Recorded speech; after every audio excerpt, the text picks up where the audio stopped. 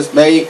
And you know what? If you're like me, you better go rejoice in it, because it is a great day to be a part of something special. Now, being a part of something special today is really, really cool, because we have a topic that's going to be on this show, No Test Without a Testimony, that I know you're going to want to stay tuned for. So, most importantly, we definitely want you to stay in tune, and we definitely want to make sure that you are getting some great information this afternoon.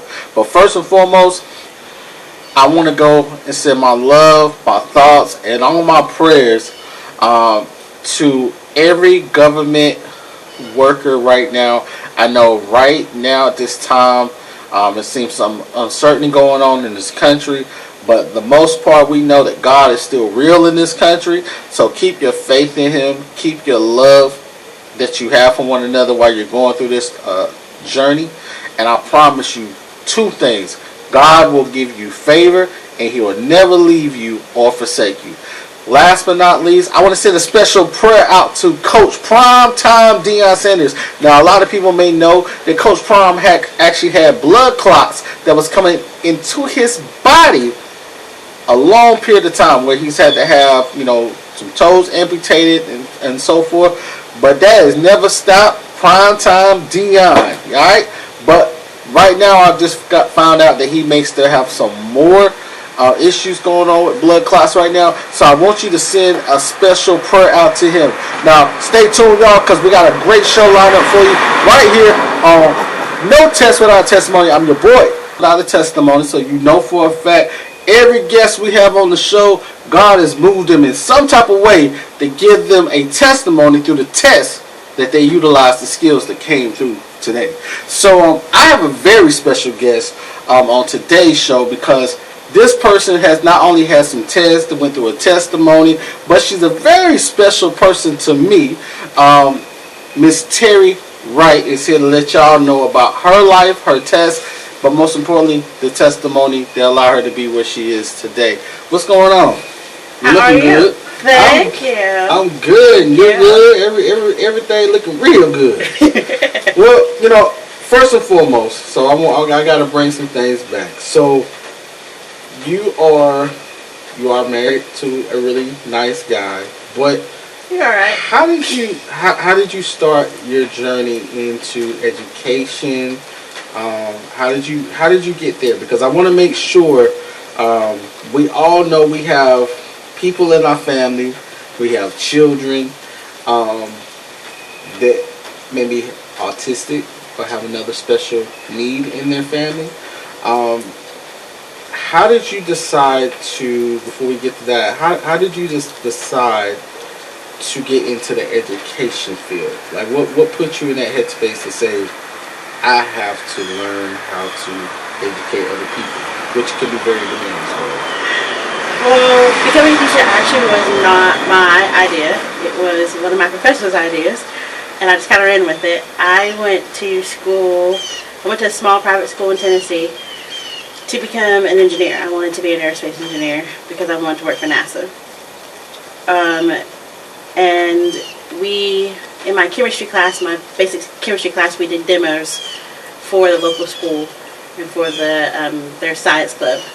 It was kind of like an extra credit opportunity, and I had failed my very first test, so I was really looking forward to the extra credit opportunity to bring my grade back up. Right. And so we did the demo, and then we came back to school back to our classes the next week.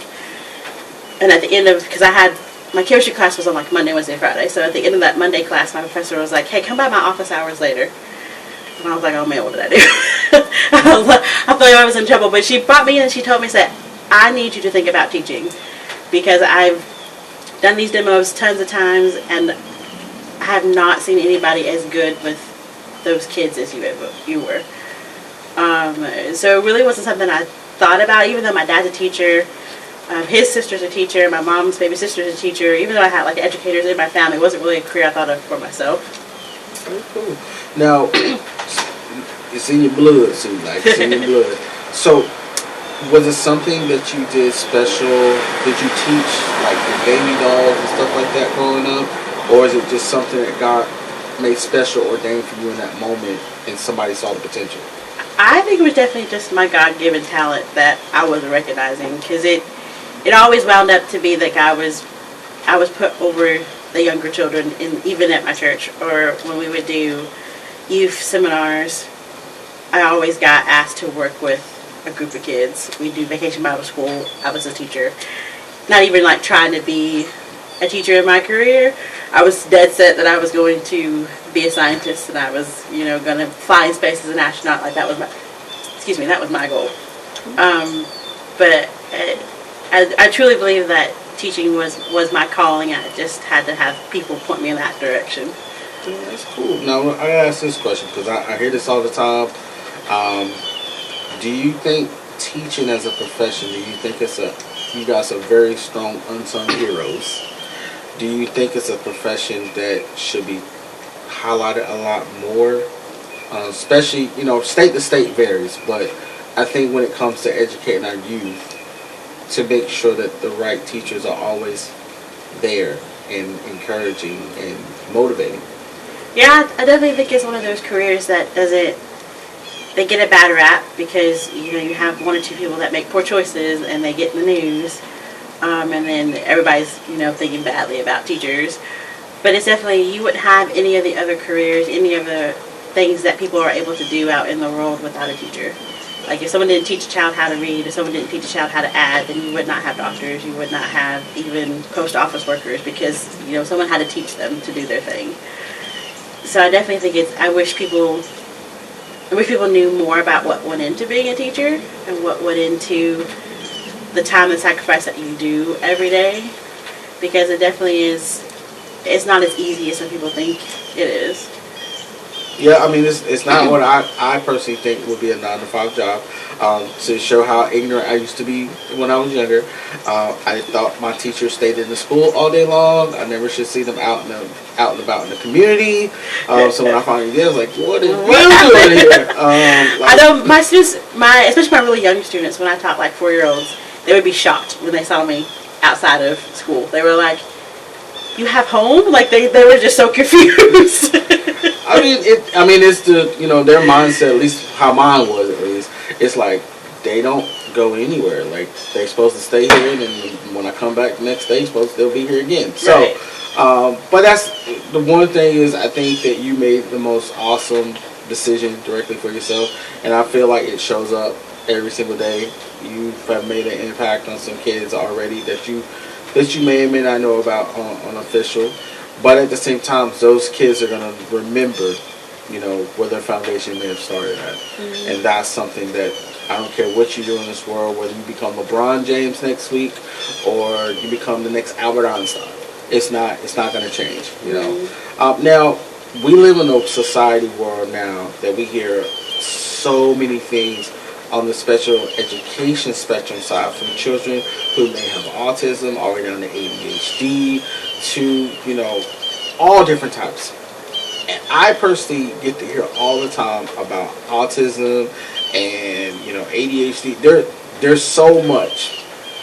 I know we're not going to dig super, super deep into this because there's so many layers. We'd be here for like hours and days. Mm-hmm. But for those parents who do have a child who has special needs at home, what's the first step do you think that those parents should start reviewing and taking serious in that mindset? Not saying they're not taking their children serious in the moment, but from a teacher perspective, for them to be able to get the right things for their children to be successful, what do you think the first thing that they should be automatically doing?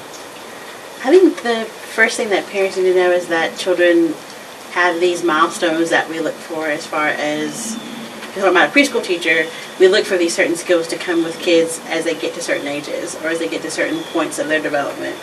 And the earliest indicator that there's a possible issue is if those kids don't reach those milestones. And you have a lot of parents now who say like everybody grows and learns at different stages and different time spans, which is very true. We definitely don't want to like bottle all kids up, because you have some kids who never crawl, they go straight to running, and there's nothing wrong with that. That's just, they were just ready to go. But you also have kids who might crawl way longer than some other kids. It doesn't necessarily mean that's technically an issue, but we definitely want to be aware and take note of it, because it's easier to indicate things and intervene when kids are younger versus when they're 5, 6, 7. Yeah, I mean, I can honestly say I was diagnosed with dyslexia, and I don't think my parents really figured it out. So I was about in middle school, and I had a hard time digesting what that felt like. Could you speak about, there are times where parents may feel like they don't understand their child, or they take the responsibility to say, this is my fault.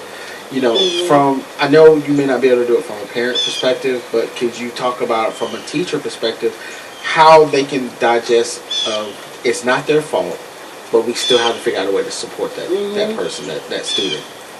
It's a journey. I got very adept at identifying kiddos that were on my roster within the first couple of days of them being in my classroom if I noticed that there was something wrong, or if there was a skill missing, or if they were just not quite where they needed to be developmentally wise. And it became my mission to make sure I was friends with those parents, because it's easier to hear hard news like that if you have repertoire with somebody. If the parent feels like you're on their side and you're their advocate, then they're more apt to listen to you. And a lot of parents, they have that stigma of like, oh my gosh, I've done something wrong, or I didn't eat the right foods when I was pregnant, or I didn't sing the right songs when the kids were in the cradle, or something like that. And really, a lot of the things like dyslexia for me is ADHD. There's nothing like our parents could have done that would have either prevented or would have changed how we are wired. It's my personal opinion, like it's our challenges, our neurotypical is what we call it, challenges, are just that, they're challenges, but they're not things that can keep us from being successful in what we want to do in life. And I think that's the biggest comfort that I found. A lot of my parents is telling them, like, just because your child has an issue now doesn't mean they're going to have it for the rest of their life. It doesn't mean it's going to be as impactful to them for the rest of their life.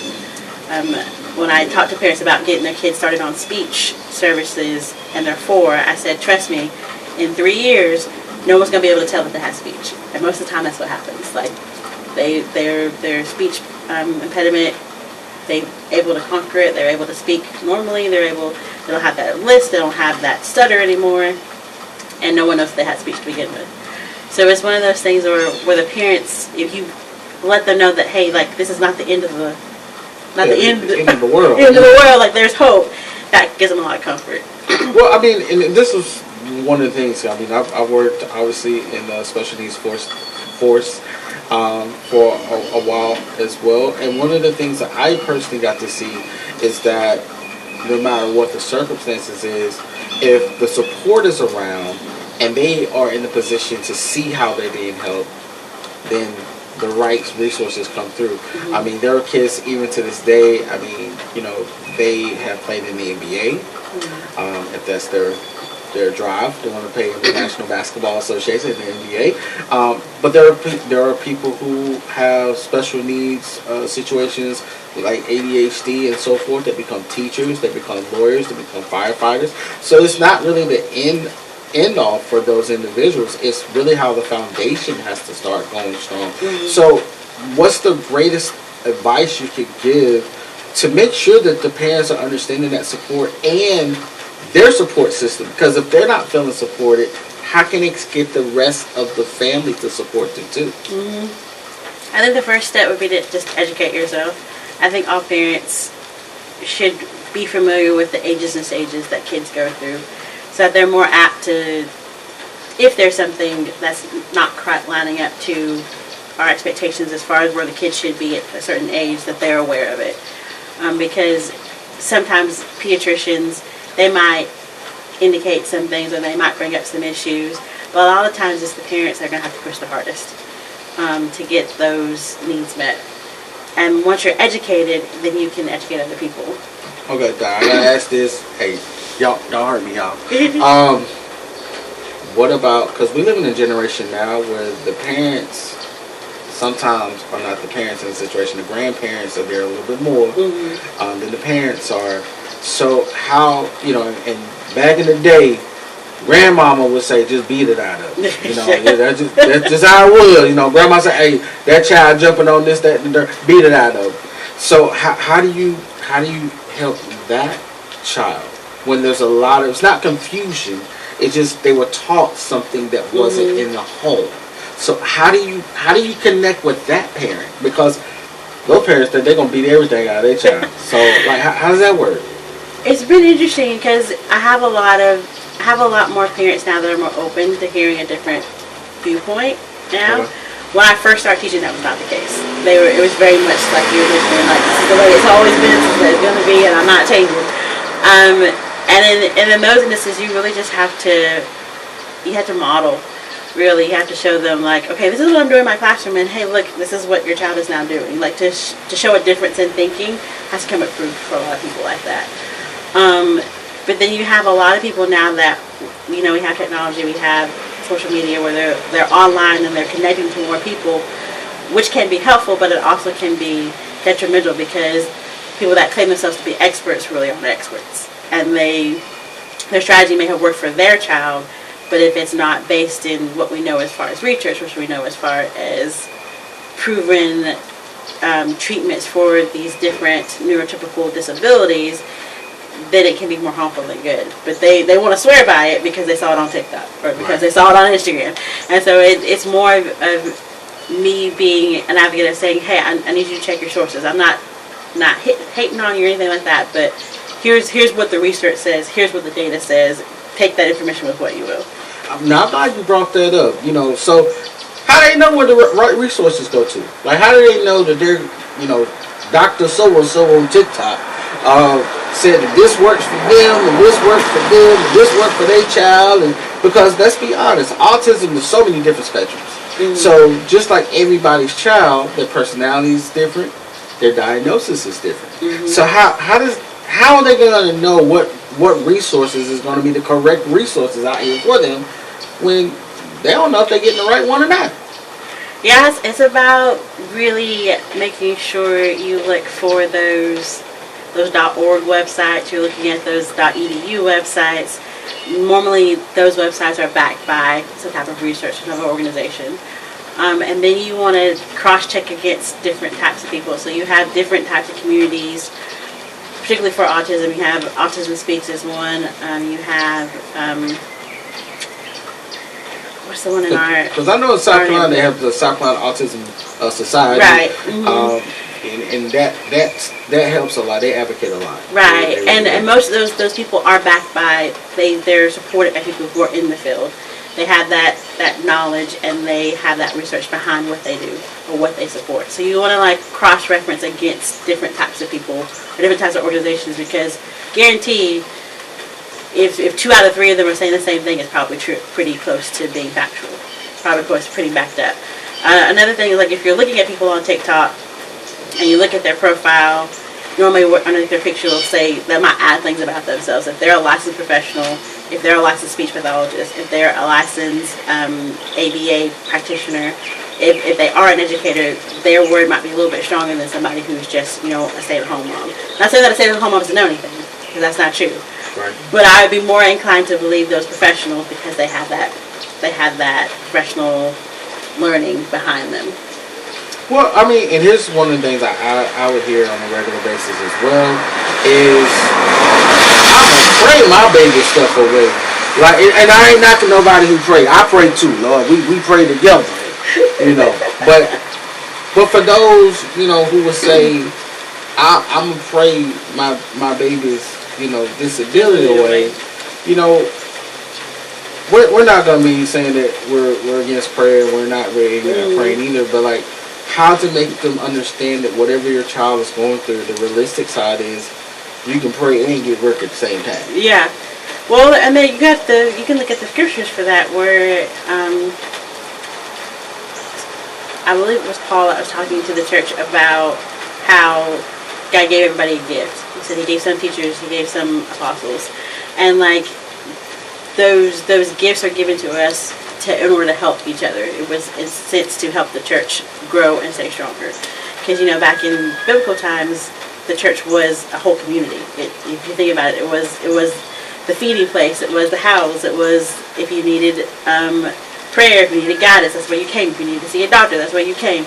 And that's kind of the same concept. Is that God allows us to have this knowledge. He gives us knowledge about the human body. He gives us knowledge about different ways to teach. He gives us knowledge about filming or doing various things because his purpose is to make sure that we help other people. Yeah, I mean, and I know for a fact, for myself, you know, that's one of the things, you know, we hear all the time, and we literally heard sermons for the last couple of weeks, is that when we're in a position, God is giving us the guidance and the strength. You gotta lean into his strength, because he's gonna give you everything you need. And so even if your child is being diagnosed, lean into his strength. He's going to give you what you need to be able to make sure that you're moving forward, and how that may look for not just yourself, your child, your family, your extended family, because that's very important. I don't think anybody can do more than what God can do for you, no matter what the circumstances is. I feel like a spirit coming in, but let me keep the podcast right like it's supposed to be. I think there's definitely power in prayer for sure. Like, you can't, in my personal, in our household, like, we pray about our decisions, we pray about what we do. And I believe that through that prayer, God works through human agents, because God is a spirit. So he has to work through people. And, you know, I had a pastor, my home pastor in Anderson, he told us this story about how this guy, he was stuck on a roof and it was flooding. And so the guy prays to God. He says, God, please rescue me. Please have someone come help me. And God sends somebody by with a boat. He sends somebody by with a helicopter. He sends somebody by with another boat. And this man on the roof, he doesn't get on. He doesn't take their offer to go. He said, no, God's going to come and save me. And they're like, okay. And well, eventually, like, the waters get so high that he drowns. And the story goes that the guy goes up into heaven and he says, God, I was praying to you. Why didn't you save me? And God was like, I sent 3 people. You chose them. You been naive, my man. So I mean, then that it's a comical story, but it always made me think, like, God has to work through people, and I have to be. If I stay connected to God and I'm praying, eventually He's going to show me the right people to help me, or the right people to help my child. Yeah, I mean, I think when it comes down to it, you know, you said it earlier, we all have to be open. And so we're talking about prayer, but you got to be open in your prayers. You know, a lot of times, behind the scenes, in front, I always say you got to be very generic with your prayers at times. But you got to be specific when you go to God in general. Like, you got to really talk to Him like you talking to that person that owe you $50, you know. So it's you know, that mindset, you know, for people who are having that going on, and they're lost. They don't really know what to do or where to start. That's something that has to really, really work inside of them. Now, we talked about this, and I kind of want to make sure that we, you know, highlight just a little bit. I don't want us to get too much deep into it, because we've already said we want to make sure every professional do your own due diligence on what we're about to talk about. But there's a stigma that ABA therapy fixes everything. And I know for a fact that that is completely not 100% accurate. But what can you tell myself, everybody else, ABA therapy for those who can get it? And there is a long waiting list in a lot of people's states. So they're very, you know, sometimes they're very upset that they just can't even see if ABA going to work for their child yet. So first of all, what is ABA therapy for those who don't even know? So ABA stands for Applied Behavior Analysis. It is a method of identifying behaviors and modifying behaviors that we see. Our purpose as an ABA specialist or as a behavior specialist is to find behaviors that need support. Either we want to make the behaviors continue, or we want to stop behaviors that we find aversive or unsafe. So you don't want to say, my child get ABA, the school got to fix everything else. Now he or she is settled for the rest of her life. Right. It's one of those things where, like, a good instance is a lot of people go in thinking that behavior is just a kid, like, screaming or they're throwing paper or things like that. But behavior is anything we do. We're living organisms. If somebody can see us do it and we can measure it in some type of way, we can count it, we can time it, that's a behavior. Right. And any behavior can be modified under the ABA theology. And so really what it is it's helping a learner know there's different ways to get about trying to get what you need. So if a child is screaming because they need their parents' attention, then instead of just stopping the screaming, we teach the child how to ask for that permission, for that attention, from their parents. So we might teach them how to say, Mom, I need your help. Or we might teach them to show a card that says help. Or we might teach them to do the ASL sign for help. It's more so about teaching how to go about getting what you need versus not always stopping at behavior all the time. Now there are instances where we know we have behaviors that are very dangerous. So like we have children that I work with that are lopers, and they're really not aware of their surroundings. Yeah, and they'll run out into the street just because they see something across the road they want to look at. They'll just go. And in those instances, we want to stop that behavior. That's not safe. But a lot of people think that we're keeping, especially our autistic babies, we're keeping them from being authentic. We're stopping them from stimming because we think the stimming is not okay. And that's really not true. I might be stopping the child from stimming because he's disturbing the class, but I'm not going to let him just stop. I might give him something else to do. I had one student in my old school where he liked to bang on his desk with pencils, and that was very loud, and the kids could not concentrate on what they were doing. So instead of banging on the desk with pencils, we gave him a book to write in, like he liked to write as well. So that's an example of what ABA does. It doesn't necessarily have to be like a full-blown program, although we do have kiddos that benefit from 40 hours a week in ABA. Sometimes it's as simple as changing out an environmental piece. I might have a child have a schedule on their desk to where that helps them know what they're going to do next. Very simple fix. Well, I mean, and the biggest stigma I've always ever heard is that the school has to fix it. The school's supposed to fix it. Mm-hmm. And that's just not true. That's where, we talked about community. Mm-hmm. That's where the community comes involved. That's where, the parents are working, the grandparents may be working, the aunties and uncles may be working, the other cousins might be working. That's where I feel on that. So, like, when they're in a situation for ABA therapy, how are you explaining that how it may work for their child? Because everybody feels that when they get there, they have not only met the maker, they have got everything that works together for right. So, it's not true, but it's not always accurate either. Well, the thing about it is, like, you have to prepare the parents because in some instances they want, for instance, like the last parent family that I spoke to, they were really wanting their child to be able to have a conversation like you and I are having. A go back and forth conversation so they can learn about their day and about things that they like, things like, they were like missing that family community around the kitchen table having conversation.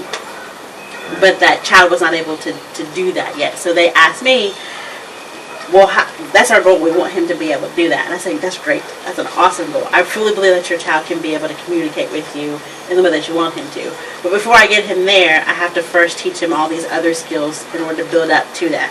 And I think that's what a lot of families don't realize is that having a back and forth conversation is a very advanced skill. I have to first have language. I have to first acknowledge that you are existing, that I can speak to you. I have to know what it means to wait my turn when I'm speaking to you. I have to know what vocal and visual cues I need to use in order to know when to stop talking, when to keep talking. I have to understand what you're saying to me and then respond to the topic at hand and not just give you what I wanted to talk about. And so it's a lot of those little precursor skills that I had to talk to the family about. Says, we've got to do X, Y, Z first before you can have these back and forth conversations with you. Well, I mean, and that's where I think, and we brought up a good point in that, because a lot of those parents who think that you can go from here to Z, and that's just not the case, and then they get frustrated because they saw Z 3 weeks ago in their own mind. Right. But, little Jimmy may not see Z for 3 years. Exactly. Because ABA is not, even though it's very effective, the research does not doubt its effectiveness. It's a hurry up and wait situation. Like, it takes a minute to get our learners to where we want them to be. And sometimes it can take upwards to 3 years before that one child may get to that conversational piece. But that's after intense work. You're doing 40 hours a week. You're in there all the time. You've got people around the clock helping you. You've got speech. You've got OT. You've got PT. You've got home life. All these things working together in order to get you to that goal. Because the difference, particularly with children with autism, is that they don't take in those skills like everybody else does. They have to be directly taught. Whereas like your neurotypical children, they will pick up those skills just by being around people. They'll see those models. They'll get that reinforcement from social cues, and they just learn it that way. Our autistic babies, they don't notice those social cues. That's one of the markers of the disorder. They don't notice those. They don't notice those things because they're kind of stuck in their heads, and in a lot of ways. And so you have to directly teach them, hey, this is what you say when someone says thank you. This is what you do when you need to go to the bathroom. Like, they need those specific skills taught to them because they're not going to get any other way. Yeah, I mean, they definitely need those social cues. We take them as those are the skills we learn. Crazy. I'm driving you crazy, I know. Well, I'm not gonna say it. I'm trying to, still be good. He loves me anyway, y'all. But how do you make sure that those family members, like, because I have a friend right now. His son is literally about to graduate high school, and he's already gotten to 4 colleges last time I talked to him. And when he was first diagnosed, that wasn't thought about. Mm-hmm. So now, when you have all these kids who are you thought they rode on one bus, they sat in one classroom, mm-hmm. and that was it.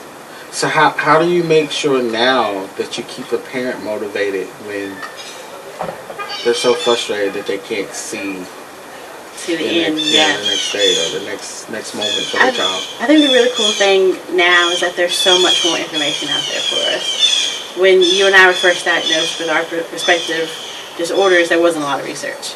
I was diagnosed with ADHD when I was 5, and it was a very new thing. Even though the identifiers have been around for a while, the name was so new that when my teacher brought it up, my parents didn't know what she was talking about. Like, it was that new. And I was really blessed to have teachers who were advocates. They saw the best in me. They did not peg me as being, the problem child, even though I probably did raise some hairs on the back of their neck. Every day they tried their hardest. And that's definitely what I hope that all children get. I hope as an educator that I am allowed to give to my students is to be their advocate, because every child deserves that. And I also think that parents have to let your guard down a little bit. And I know that's kind of hard because that's your baby, right? If you're the mom, you carried them for 9 months. If you're the dad, you're right there with them. They have your heartstring. But you have to let go a little bit in order to receive a lot. In my headspace, it's like if you will let go of your control of your preconceived notions for just a little bit, you might see something even greater than what you could have even thought of.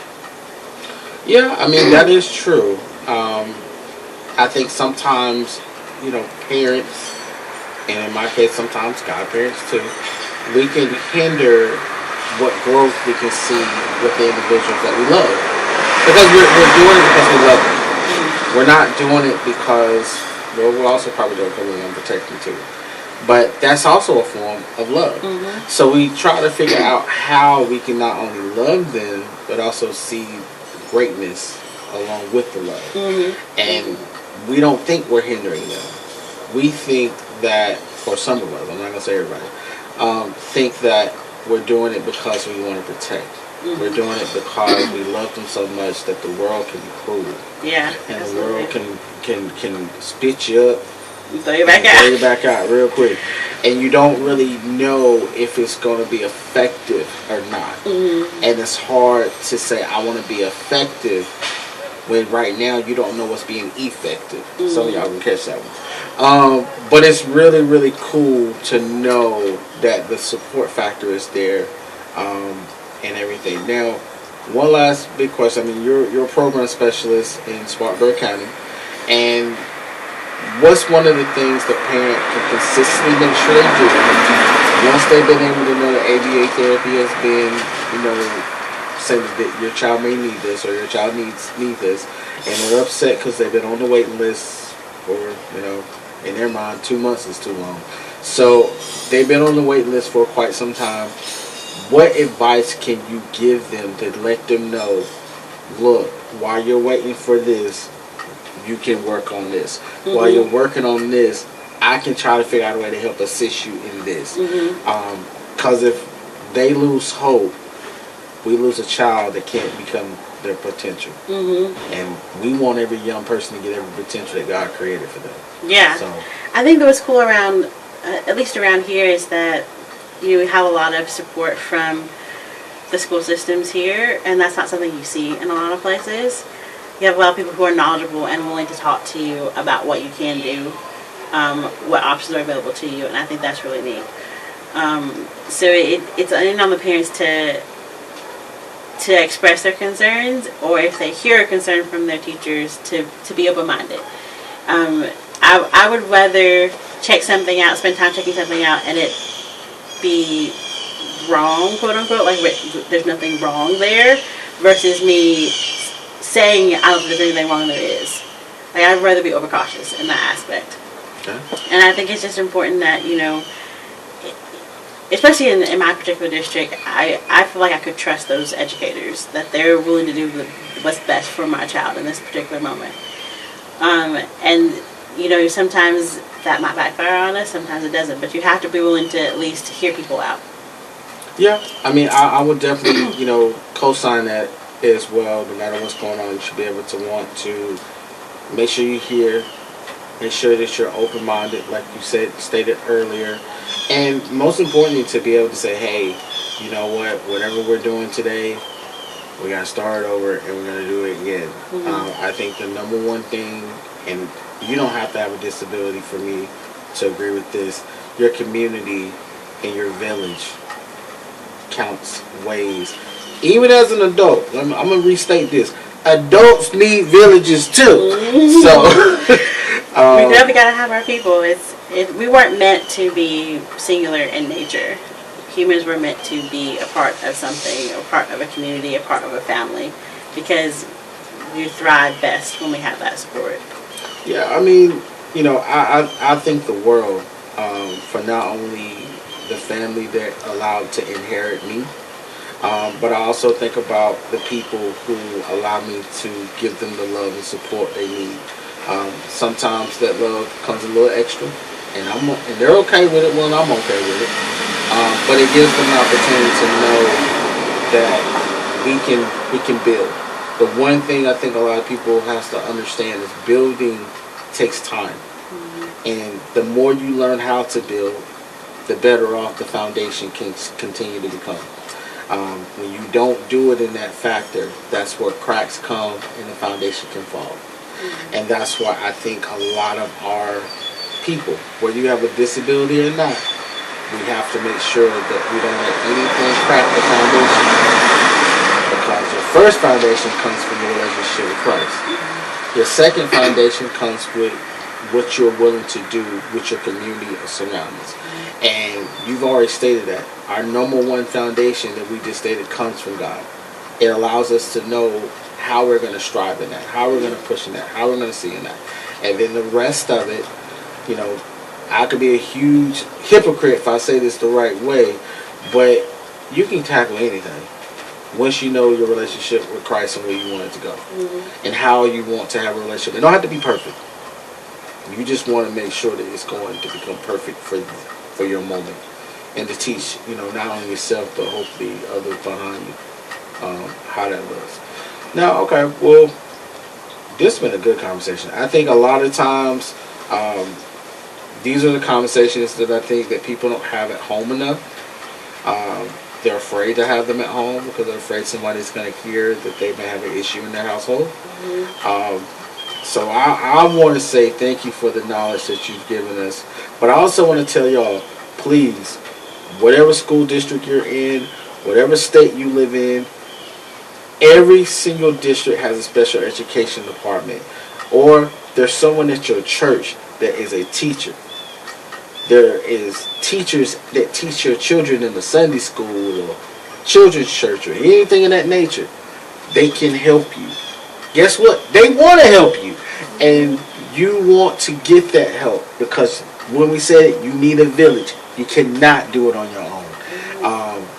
If you could, I need some hints because I can't do it on my own ever. But you definitely want to be able to make sure that you learn how to get the village that God ordained for you. Because when you do that, anything is possible. Anything. Well, I don't know about y'all, but we're going to wrap this good old thing on up because I'm going to go find some food. I'm going to take a village on that. But at the end of the day, once again, I thank you. Right here, if you are an entrepreneur or you have a brand, you have a story, I want to hear your testimony because just like Terrie, her test came from a teacher giving her an opportunity to say, I think you do this. I think the outcome can become this. Well, your testimony can be the same thing. Someone can obviously see the potential in you, or you might know the potential is in yourself, but you gotta be able to go through those challenges, go through some of those pitfalls. Hey, you might get some scrapes and bruises, but it's how it makes it better. I promise you one thing, bumps and bruises still make diamonds come out real good. So you do want to make sure that happens, alright? But you can hit me up at cmediastudios@gmail.com. In the subject, put your name, and I want to get with you. I want to get to you. I want to find out what you got going on. Because I want your story to become legendary. Because mine will too.